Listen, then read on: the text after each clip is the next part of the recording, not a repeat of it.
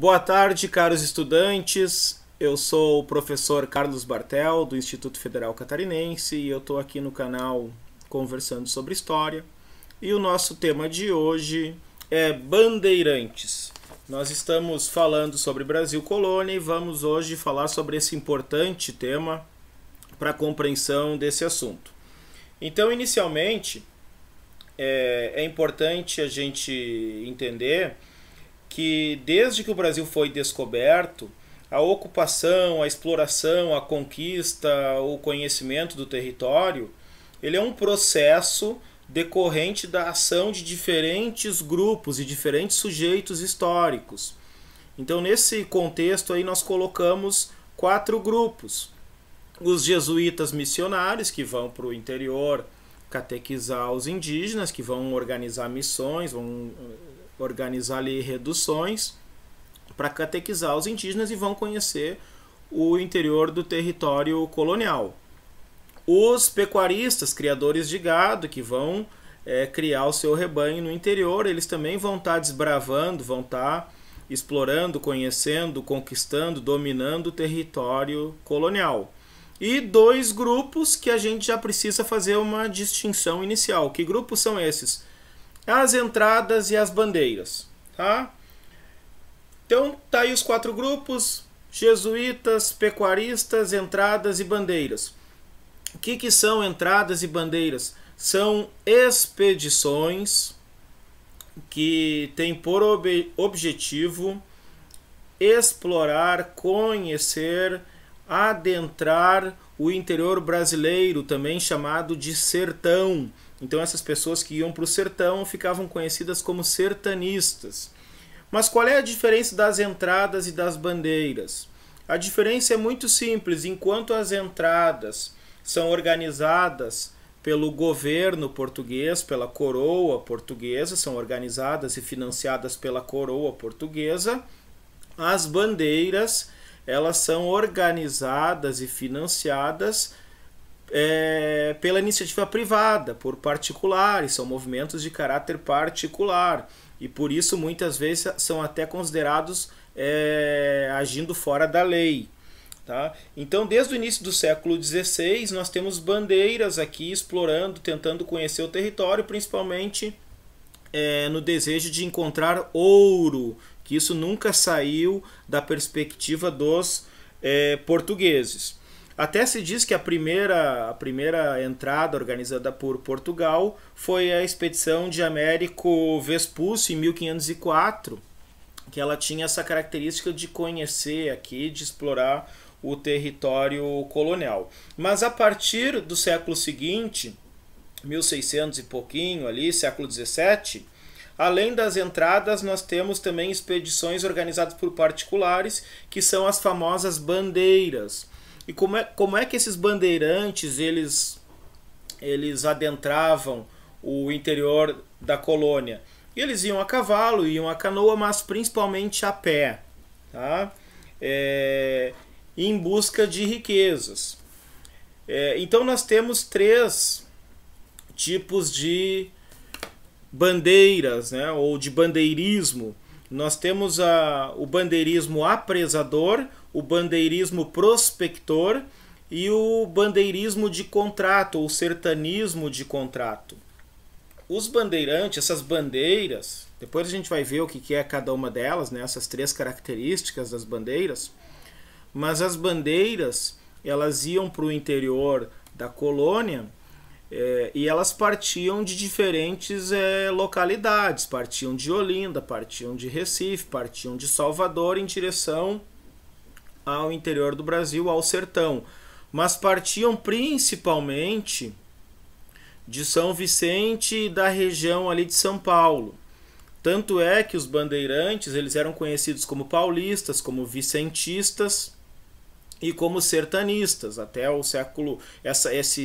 Esse termo, essa expressão bandeirantes foi criado lá no século XIX, início do século XX, que a gente vai ver em outra oportunidade. Mas vamos ver as características então. Bandeirismo apresador, o nome já está dizendo, de prisão, de prender, de apresar. de capturar índios. Então esses bandeirantes eles adentravam o sertão brasileiro em busca de capturar índios para vender esses índios esses indígenas como escravos. Tá? Esse é o bandeirismo de apresamento. O bandeirismo de prospecção, né, de procura, ele vai em busca de metais preciosos, metais e pedras preciosas. E o bandeirismo de contrato, ele combatia tribos indígenas indesejadas, ele destruía quilombos, e ele prestava algum tipo de serviço. Vamos capturar escravos que se rebelaram e fugiram da fazenda. Então eles prestavam esse tipo de serviço. Imagina o seguinte, um fazendeiro lá, um senhor de engenho ou um criador de gado, que tem uma tribo indígena próxima à sua propriedade, e essa tribo ela vai ali, ataca o gado, ameaça a fazenda. Então os bandeirantes são contratados para destruir, né, para exterminar essa tribo indígena. A mesma coisa com quilombos. O que era quilombos?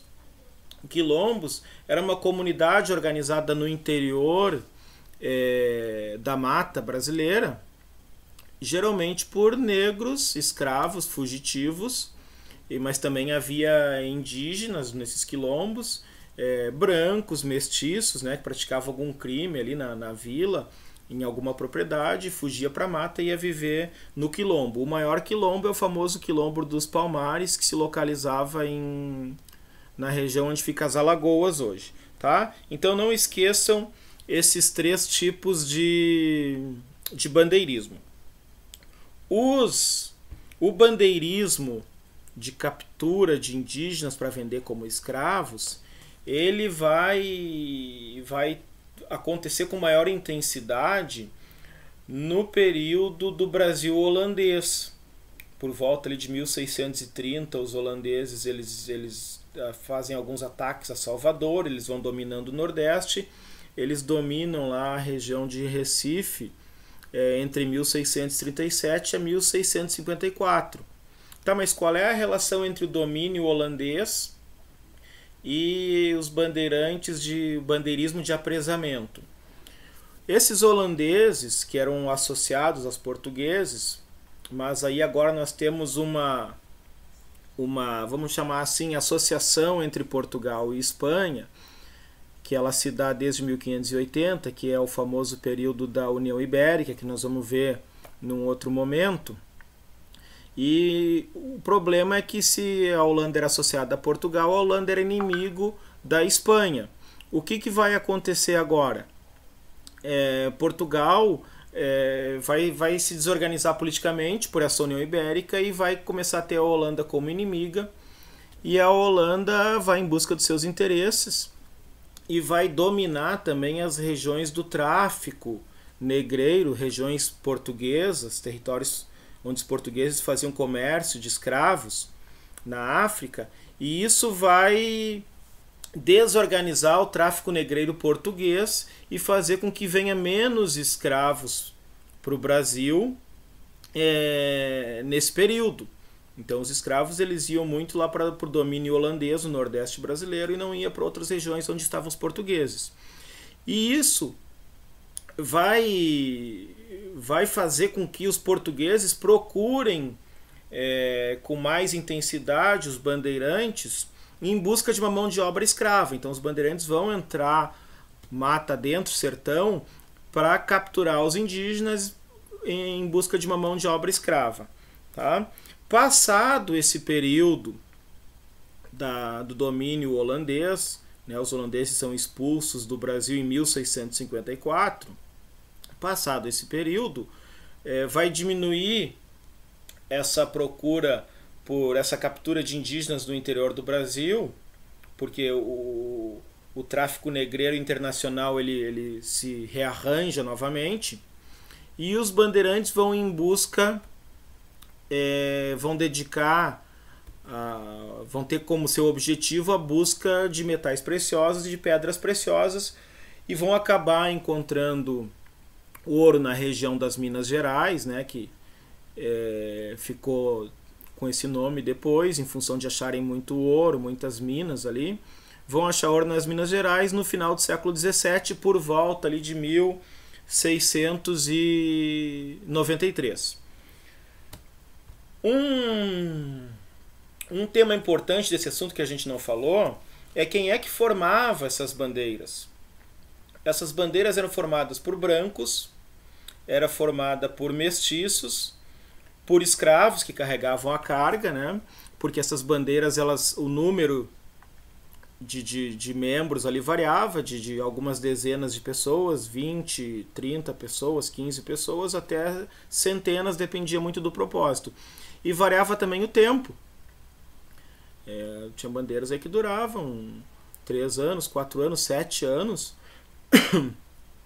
E então, brancos, mestiços, escravos e principalmente indígenas. Por que indígena? Porque o indígena... Quem conhece melhor o território brasileiro do que o indígena? O indígena conhece o território, conhece os caminhos. A gente não pode esquecer que os bandeirantes falavam o tupi. O português era pouco falado entre os bandeirantes. Tinha bandeirante que não sabia nem falar o português. Mas os indígenas conheciam os caminhos, conheciam o tipo de alimento que tinha em determinada região, o que era comestível, o que não era, a caça que eles iam encontrar. Então os bandeirantes eram gente muito simples. Entravam à mata ali com um casaco de couro para se proteger até da vegetação, de pé descalço. E os bandeirantes aprenderam muitas técnicas indígenas para sobreviver na mata, né? Comiam carne de lagarto, comiam bastante carne de caça, de tatu, cobra, carne de macaco. Às vezes, dependendo do tempo da bandeira, faziam uma pequena plantação de mandioca ou roubavam dos próprios indígenas que faziam esse plantio. E então esses 4 elementos aí faziam parte das bandeiras, sendo o indígena fundamental, porque inclusive o indígena sabia onde é que se encontravam algumas tribos e tudo. E o líder da bandeira era chamado de armador, tá bom? Então assim, não esqueçam que eles tinham como objetivo capturar índios, negros, escravos fugitivos, busca de metais e pedras preciosas e combater tribos indígenas consideradas selvagens. Tá? Esse foi o nosso tema de hoje. Desejo a todos uma boa tarde, bons estudos e até a próxima.